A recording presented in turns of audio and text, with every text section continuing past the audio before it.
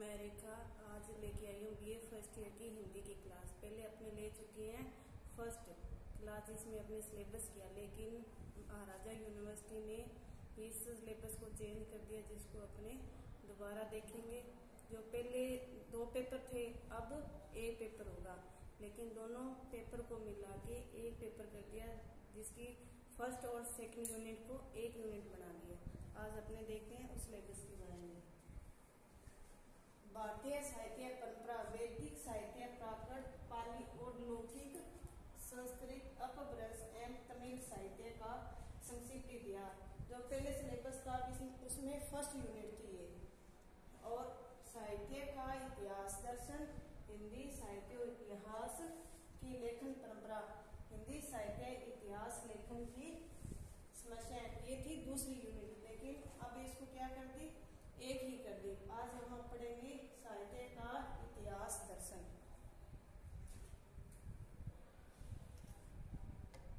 इतिहास आप सभी बच्चे अब लिख लीजिए, अपने नोट्स तैयार कीजिए, मैं लिखवा रही हूँ और बीच बीच में मैं आपको बताती रहूंगी। इतिहास अतीत की घटनाओं का विवरण ऐसे हुआ था, इसका ये अर्थ था। जो पहले के जमाने में जितने भी इतिहास के अंदर जो भी घटनाएं घटी थी और उसे क्या कहते हैं, इतिहास कहते हैं। इतिहास लेखन की पद्धतियां व विधियां। फिर जो हिंदी का इतिहास लिखा गया था उसको 5 पद्धतियों के द्वारा इसको लिखा गया था और उसमें विवाद भी हुआ था। लेकिन सबसे पहले थी वर्णानुक्रमिक पद्धति।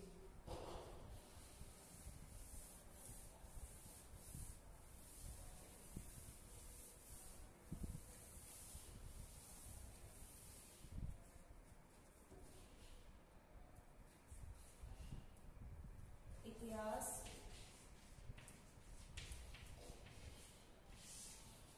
लेखन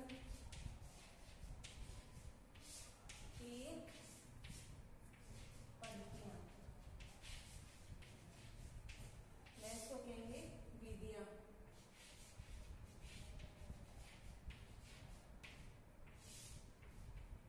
नंबर 1 वर्णानुक्रम।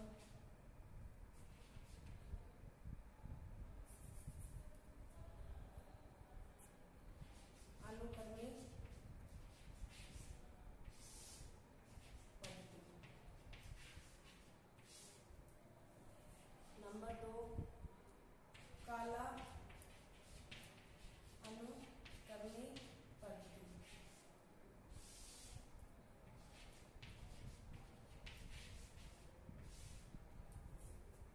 नंबर 3 वैज्ञानिक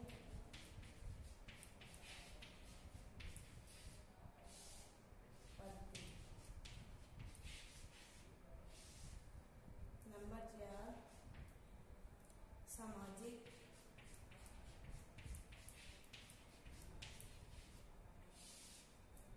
पद्धति।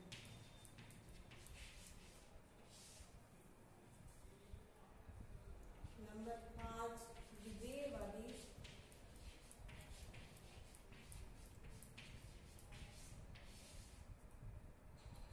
पद्धति। यहाँ पे है हिंदी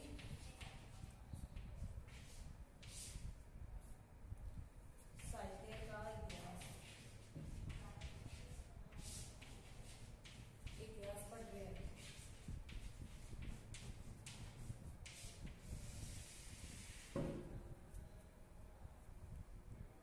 सबसे पहले लिखेंगे वर्णानुक्रम पद्धति। ये दोषपूर्ण, अविकसित और एकांगी पद्धति है। ये क्या है, इसमें दोष पाया गया था कि जो कवियों के नाम है वर्ण के अनुसार लिखा जाना चाहिए, लेकिन अलग अलग कवियों ने इसे कहा कि नहीं, इसमें वर्ण के अनुसार नहीं, किसी का पहले जन्म हुआ है, किसी का बाद में जन्म हुआ है, लेकिन इसको वर्ण क्रम अनुपत्ति के द्वारा नहीं होना चाहिए। लेकिन ये क्या था, ये दोषपूर्ण और अविकसित पद्धति थी। फिर आगे नोट में लिखते हैं, इस पद्धति को फ्रेंच इतिहासकार ग्रास दातासी एवं भारतीय इतिहासकार शिव सिंह सेगर ने अपनाया था। इसमें 2 ही थे जिन्होंने वर्णानुक्रम पद्धति को अपनाया था। पहला था फ्रेंच का इतिहासकार था ग्रास दा तासी और भारतीय इतिहासकार था सी एस सेगर। अब नंबर 2 है काला अनुक्रम पद्धति। ये जन्म तिथि के आधार पर अपनाया गया था। इसमें ये था कि कवि के जो जन्म है, जिसका सबसे पहले जन्म हुआ है, पहले उसी का काल कर्मानुसार उसको लिखा जाना चाहिए। लेकिन इसके अंदर भी त्रुटि पाई गई कि किसी ने कवि ने पहले अगर कविता लिखी है तो पहले होना चाहिए, अगर बाद में लिखी है तो बाद में होना चाहिए। लेकिन इसके अंदर थोड़ा सा नोट लिखते हैं।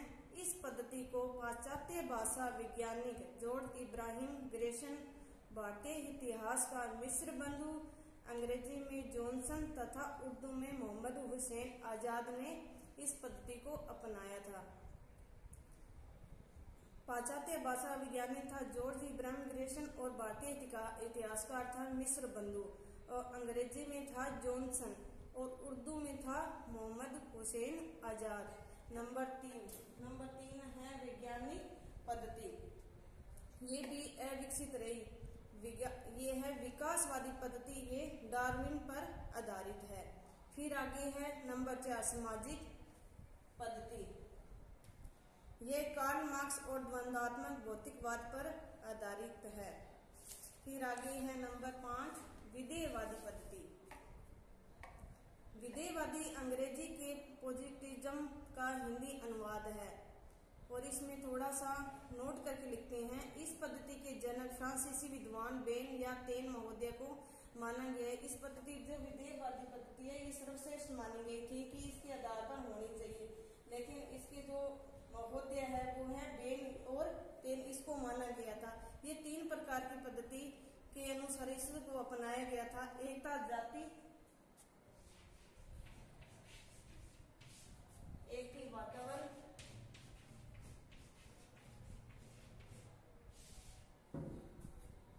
और है क्षण विशेष।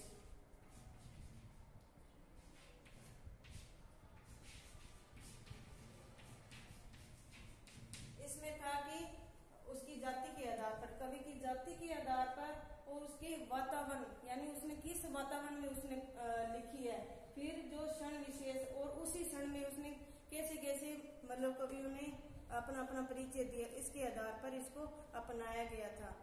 इतिहास लेखन में यह पद्धति हिंदी के शीर्षक मूर्धन्य समालोचन एवं प्रौढ़ साहित्यकार आचार्य रामचंद्र शुक्ल द्वारा किया गया था।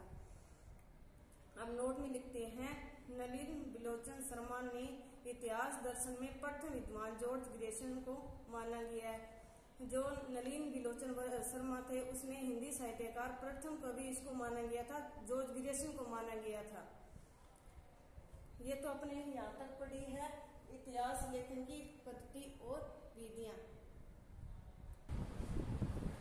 हिंदी साहित्य इतिहास लेखन करेंगे। आगे वाला टॉपिक है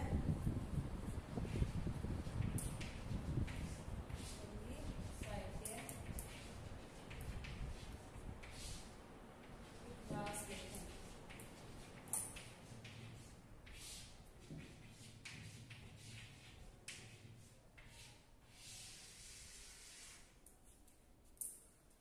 इसकी शुरुआत हुई थी 19वीं शताब्दी के अंदर हुई थी और इस जो पहली पुस्तक थी 84 वैष्णव की वार्ता, जिसको गोकुलनाथ ने लिखी थी। लेकिन जो वल्लभाचार्य थे, वल्लभाचार्य के शिष्य का जीवन परिचय इसमें लिखा है। नंबर 1 लिखो 84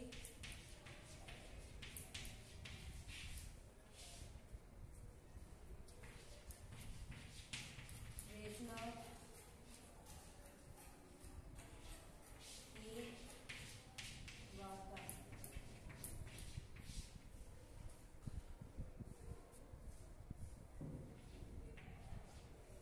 ये लिखी थी गोकुलनाथ ने।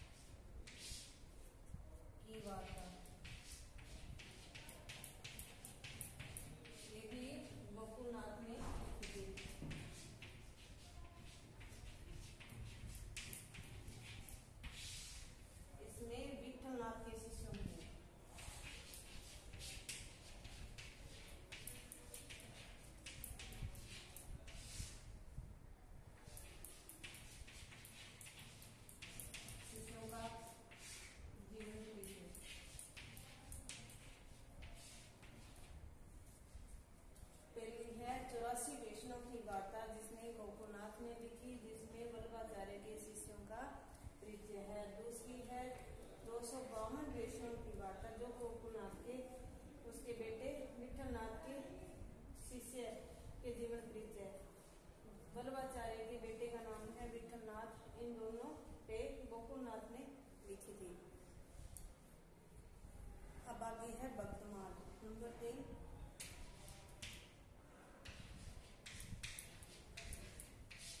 भक्तमाल नाबादास। नंबर 4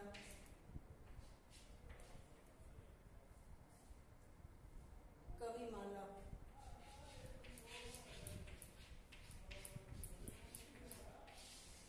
कविमाला है हरिराय।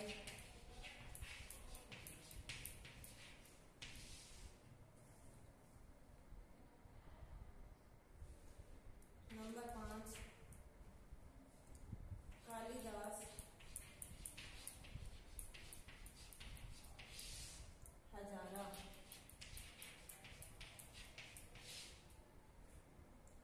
ये कालिदास की पढ़ी थी।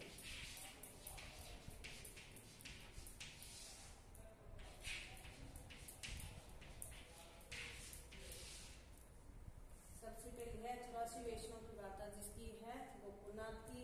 दूसरी है 252 वैष्णव की वार्ता, ये भी है गोकुलनाथ की। फिर है नंबर 3 भक्तमाल नाबादास।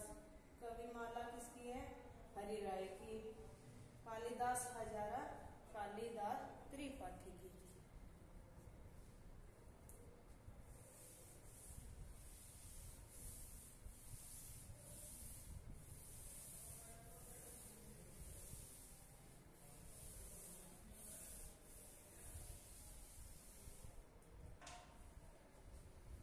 फिर आगे है वल्लभ दिग्विजय।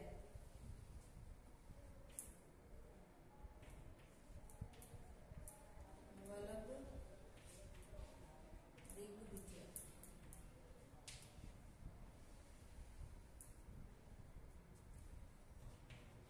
यदुनाथ की।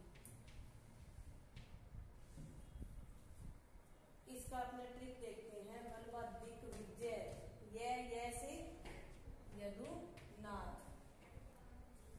आगे है राग कल्पद्रुत। राग कल्पद्रुत। राग सागरोद्भव। राग सागरोद्भव।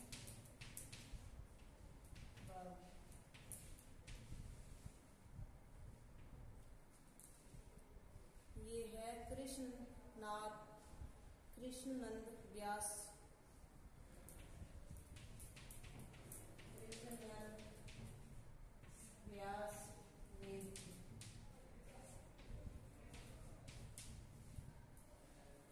नंबर 8 विचित्र उपदेश।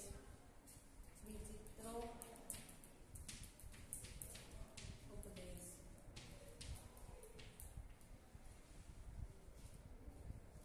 ये है ककछेदी।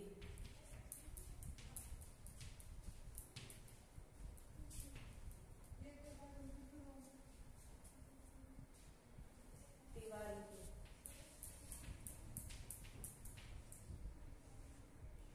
नंबर 9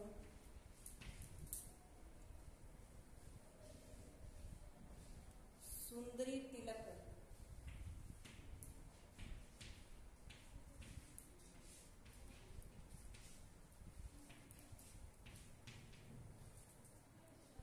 ये है हरिश्चंद्र की।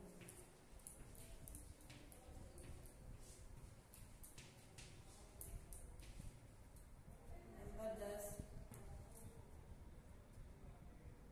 विद्वान मोद तरंगिणी। विद्वान मोद तरंगिणी।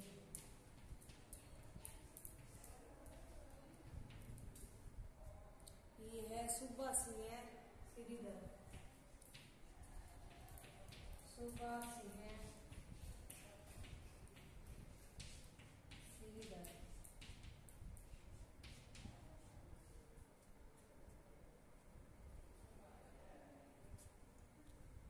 नंबर 11 गुरु ग्रंथ साहिब, ये है अर्जुन देव जी।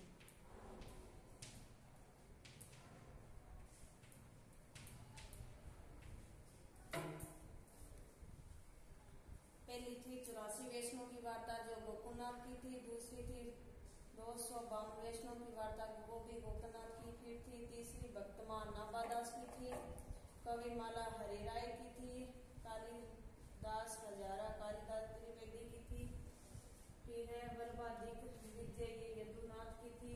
फिर है राग कलप दूत या राग सागरो उद्भव कृष्णानंद व्यास वेद की थी। फिर है विचित्रोपदेश यानी कक छवि तिवारी की। सुंदरी तिलक ये हरिचंद्र। फिर है विद्वान बोध तरंगिणी सुबासिया श्रीधर की। फिर नंबर 11 गुरु ग्रंथ साहिब जो अर्जुन देव की थी।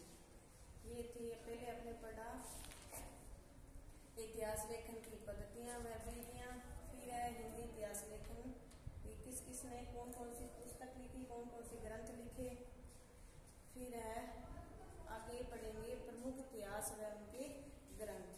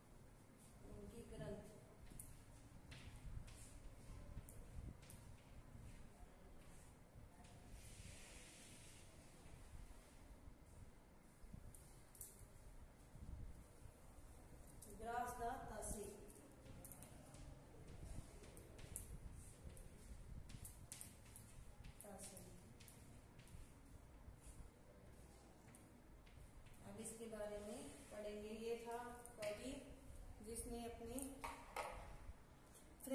ये थे फ्रेंच विद्वान, इनको फ्रेंच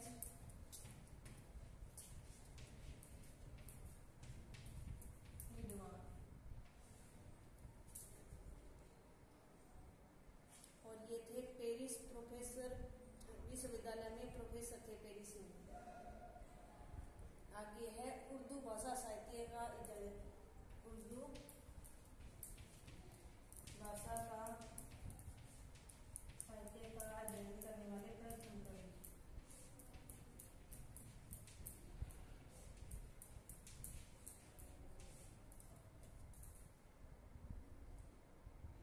इनका ग्रंथ है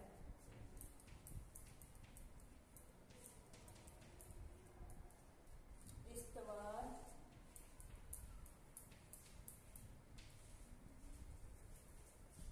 दौला इतरेयू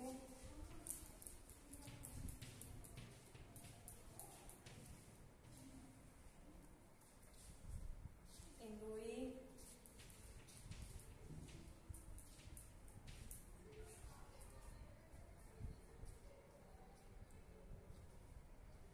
ए हिंदुस्तानी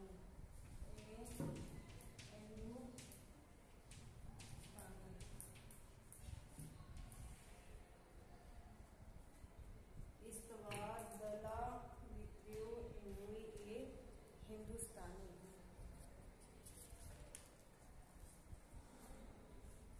इसको प्रारंभ में 2 भागों में लिखा गया था इस ग्रंथ को।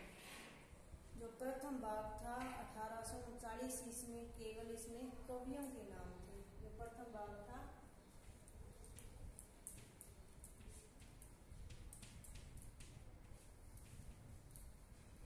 1839 में लिखा गया था। दूसरा भाग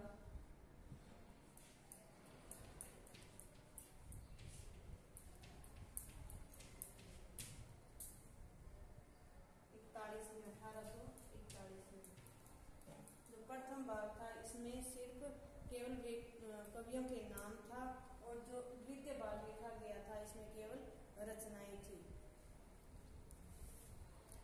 जिसमें कुल कवि फ्रेंच के अंदर कुल कवि थे 737, हिंदी के अंदर 72 थे, उर्दू संस्करण में 1004 और हिंदी कवि 60 थे। हिंदी संस्करण 384, हिंदी कवि 220। और ये ग्रंथ किसके अनुसार लिखा गया था? वर्णानुकूल के अनुसार, वर्णानुक्रम पद्धति के अनुसार।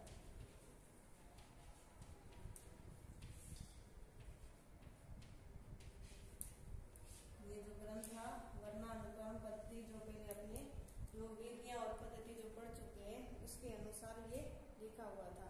और इसका जो प्रकाशन हुआ था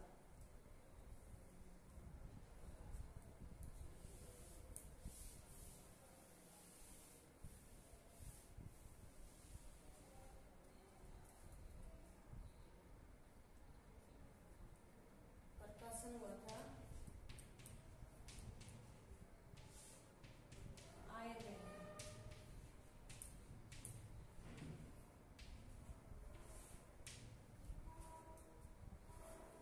और अंतिम प्रकाशन हुआ था 1873 में।